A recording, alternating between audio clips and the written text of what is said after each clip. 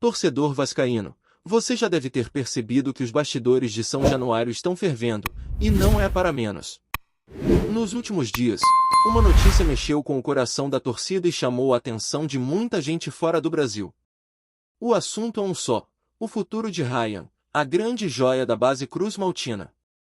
O garoto de apenas 19 anos, que vem sendo tratado como o maior ativo do elenco, pode estar com os dias contados vestindo a camisa do Vasco.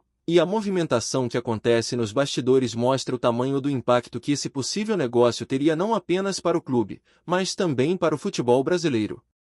O que circula é que a diretoria já estaria encaminhando a transferência do atacante para um gigante europeu. E não estamos falando de uma negociação qualquer. Caso se concretize, será a maior venda da história do Vasco, com cifras que impressionam até os mais acostumados a acompanhar o mercado da bola. Estamos falando de algo próximo à multa rescisória do atleta, que gira em torno de 40 milhões de euros. Convertendo para a moeda brasileira, esse valor chega perto da casa dos 250 milhões de reais, uma quantia que mudaria completamente a realidade financeira do clube. E é justamente esse ponto que faz o tema ganhar tanta repercussão, porque não se trata apenas da venda de um jogador promissor, mas da principal solução encontrada pela diretoria para lidar com os problemas financeiros que se arrastam há anos. A informação de que essa negociação já estaria avançada ganhou corpo rapidamente, mas ainda é cercada de cautela. O nome do clube europeu interessado não foi revelado, e até agora não existe nenhuma confirmação oficial, nem por parte do Vasco, nem do staff do jogador. Mesmo assim, os últimos movimentos do mercado tornam essa hipótese bastante plausível. Isso porque times de peso, como Paris Saint-Germain, Mônaco e Porto, vêm monitorando o garoto há meses, enviando olheiros e demonstrando interesse concreto em acompanhar de perto cada evolução dentro de campo. E não é para menos, Ryan não é apenas mais um talento surgido em São Januário, ele representa a chance de o Vasco retomar o protagonismo financeiro e esportivo que tanto almeja. O que chama a atenção é que existem duas possibilidades sendo discutidas internamente. A primeira delas é a venda integral, bem próxima ao valor da multa rescisória. A segunda seria negociar por uma quantia um pouco menor, mas mantendo um percentual significativo dos direitos econômicos do jogador, garantindo assim que o clube ainda lucraria em uma futura transferência, algo comum no mercado europeu. Essa estratégia já foi usada por outros clubes brasileiros e pode ser a chave para o Vasco equilibrar o imediato e o futuro. Afinal, de um lado está a urgência em colocar dinheiro no caixa, e de outro está a necessidade de preservar ativos que possam render ainda mais em longo prazo. O torcedor, no entanto, precisa entender que esse tipo de movimentação não acontece da noite para o dia. São muitas negociações, reuniões e cláusulas discutidas antes de qualquer assinatura. Mas o simples fato de o nome de Ryan estar em pauta já mostra o quanto o Vasco voltou a ser observado pelo mercado internacional. O garoto é visto como peça-chave para resolver o fluxo de caixa, mas ao mesmo tempo é tratado como símbolo do esforço que a atual diretoria tem feito para não repetir erros do passado. No tempo em que as dívidas batiam à porta, era comum ver jovens talentos sendo vendidos às pressas, sem planejamento, apenas para tapar buracos. Agora, a ideia é diferente: se for para vender, que seja em condições vantajosas, garantindo fôlego e também poder de investimento para a montagem de um elenco competitivo já a partir da temporada de 2026. É inegável que a pressão financeira pesa. Nos bastidores, todos sabem que a situação não é fácil e que o clube precisa de soluções urgentes. O que faz a venda de Ryan ganhar tanta força é justamente esse contexto.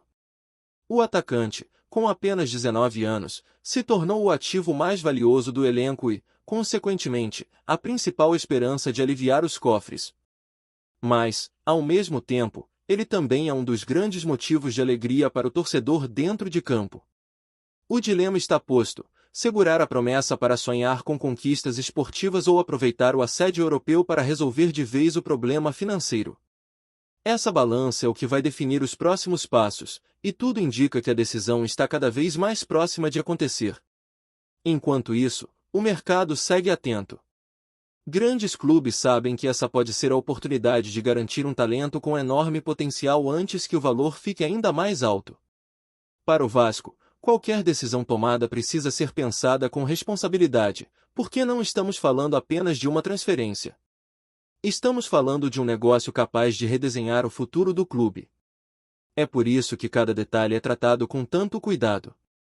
O torcedor, ansioso por novidades, acompanha de perto, imaginando o que será do time caso o garoto realmente deixe São Januário.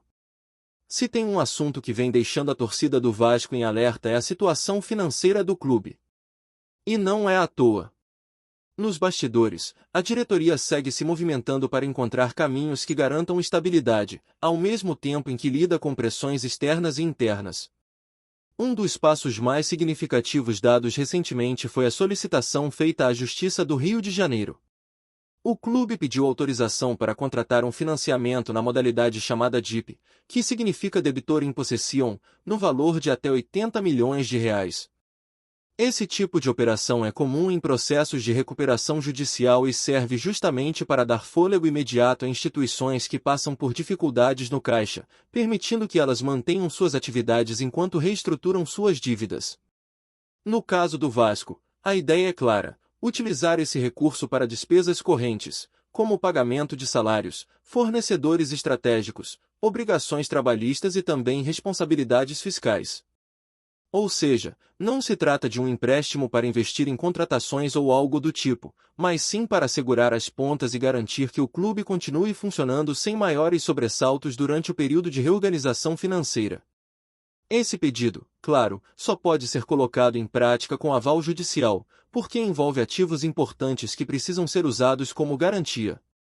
E aí entra um ponto delicado. O Vasco ofereceu 20 mil ações ordinárias de classe A da SAF, o que representa 20% do capital social da empresa, como garantia para o financiamento. Muita gente pode ter se assustado ao ouvir isso, mas é importante entender o contexto. Essas ações fazem parte do ativo não circulante do clube, o que significa que não impactam receitas futuras de televisão, patrocínio ou até mesmo vendas de jogadores.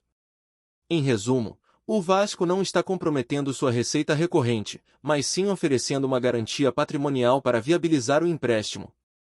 O detalhe é que, em operações como essa, a garantia sempre supera o valor financiado, já que além do montante inicial de 80 milhões de reais, há também os juros e a correção a serem considerados. No caso específico do Vasco, o acordo prevê juros fixos de 7% ao ano, correção pelo CDI, carência de 12 meses e pagamento em até 3 anos. Tudo isso foi estruturado com o auxílio de consultores especializados para não comprometer as principais fontes de receita do clube. Essa movimentação vem acompanhada de críticas e explicações. Segundo a própria diretoria, o fluxo de caixa da SAF foi comprometido por dívidas assumidas de forma considerada irresponsável pelas 777 partners, muitas delas com vencimento imediato. Esse cenário obrigou o clube a buscar alternativas para não colapsar financeiramente. Daí a necessidade desse financiamento, que já estava previsto tanto no pedido de recuperação judicial quanto no plano apresentado aos conselheiros e demais poderes internos. Ou seja, para quem acompanha de perto, essa medida não é surpresa, mas sim uma etapa já planejada para lidar com as dificuldades que se acumulavam. O interessante é observar como a diretoria faz questão de separar esse movimento financeiro da discussão sobre a possível venda de Ryan. Em momentos passados, era comum ver jovens talentos sendo negociados às pressas para aliviar dívidas imediatas, mas agora o discurso é diferente. A atual gestão defende que a venda de ativos estratégicos deve ser feita com cautela, no momento certo e de forma a trazer ganhos reais e sustentáveis para o futuro do clube. Por isso, ainda que a negociação de Ryan esteja nos bastidores como uma possibilidade concreta, o financiamento DIP surge como uma forma de dar ao Vasco tempo e fôlego para não precisar se desfazer de seu maior talento de maneira precipitada. Esse pedido de financiamento também ajuda a esclarecer um ponto que muitas vezes é confundido pelo torcedor: oferecer ações como garantia não significa alienação, nem tampouco uma avaliação definitiva do valor de mercado do Vasco SAF. É uma prática comum em operações financeiras desse tipo.